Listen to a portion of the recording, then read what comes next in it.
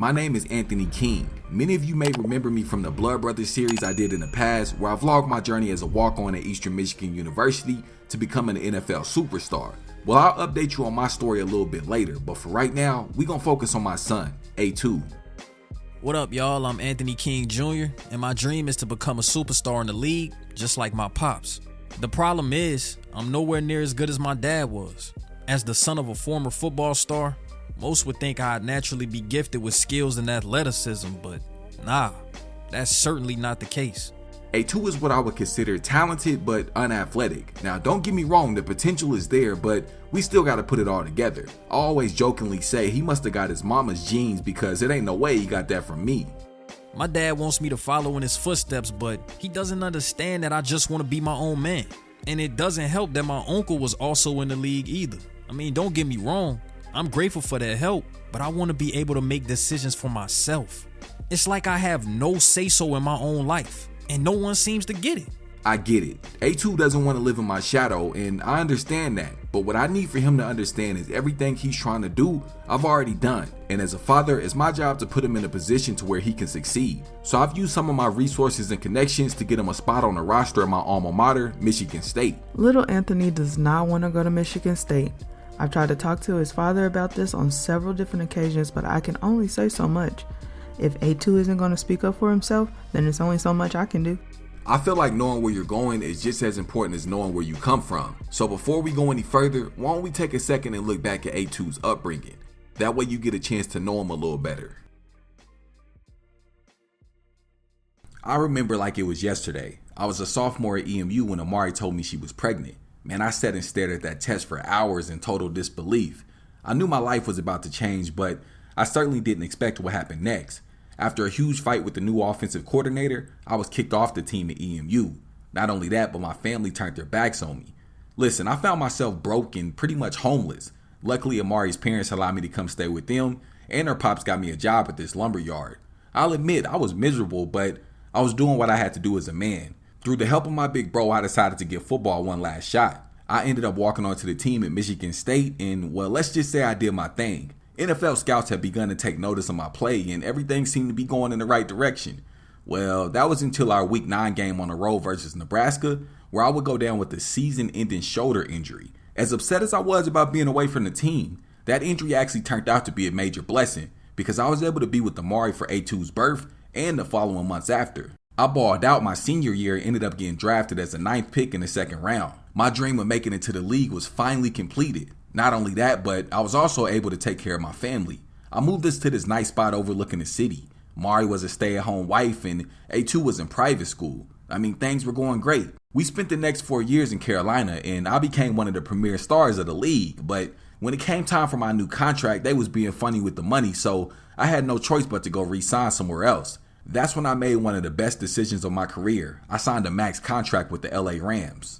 My pop signing with the Rams and moving us here to LA was the worst thing that could have happened. I mean, don't get me wrong, it's good for him and his career, but to me, my life was so much better in North Carolina.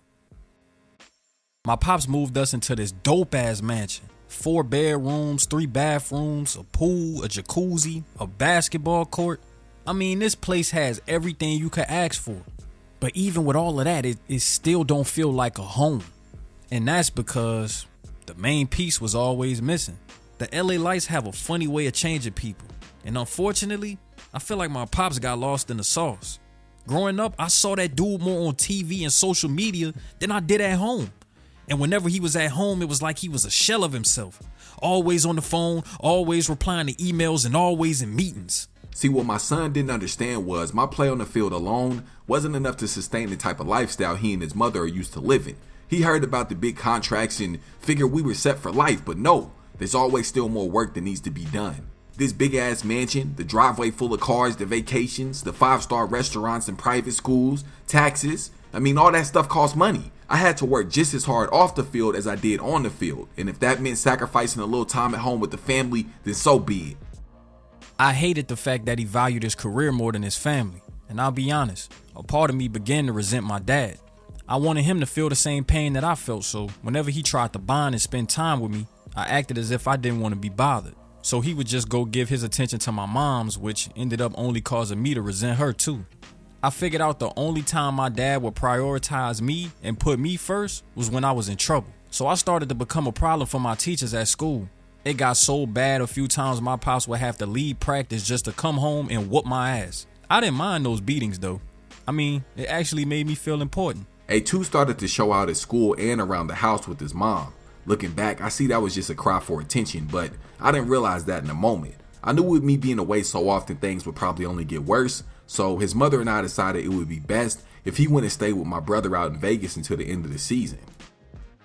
I'm sure y'all remember my Uncle Reggie from the Sports Central series. He was a quarterback in the league for several years and had just retired before I moved out there. Well, I ended up staying with him for the next 2 years. I went to school in Vegas and then I come back to LA for the summer. My granny also lives out there. So between her and my uncle, I always was taken care of. If I'm being honest, those was really the best times in my life. Man, I was pissed when my dad made me move back. I hung up my cleats and retired from the league right before A2's freshman year in high school. Now, I felt like I had a little more left in the tank, but I knew this was a very important time in my son's life, so it was very important for me to be there. I made a promise to myself that I would put in the same amount of effort at being a father as I did at being an athlete. The transition was pretty rough at first, but now I think we're in a much better place. It was my plan to have A2 go to Inglewood High just like me and his uncle, but his mama wasn't having none of that. Y'all gotta remember, she was born and raised in Michigan, so when she hears Inglewood, all she thinks about is drugs and violence, and the Inglewood families. I kept trying to tell her it was really a beautiful city, and it can give A2 a lot of character, but nah, bruh, she wasn't going for it. Instead, I ended up spending $22,240 a year sending him to private school. I still don't even know the name of that place. They just came home one day, let me know that there was a large sum of money missing out of my account, and he was officially enrolled, so yeah, I just went with it. Now the next step was getting my shorty a car. I never got to drive to school, so I wanted to make sure his high school experience was a lot better than mine. His moms and I ended up getting him a Scat Pack. Now he's really lucky I love him because she really wanted to get his ass a Camry. Finally, football season was here, and to my surprise, they had my son on the freshman team.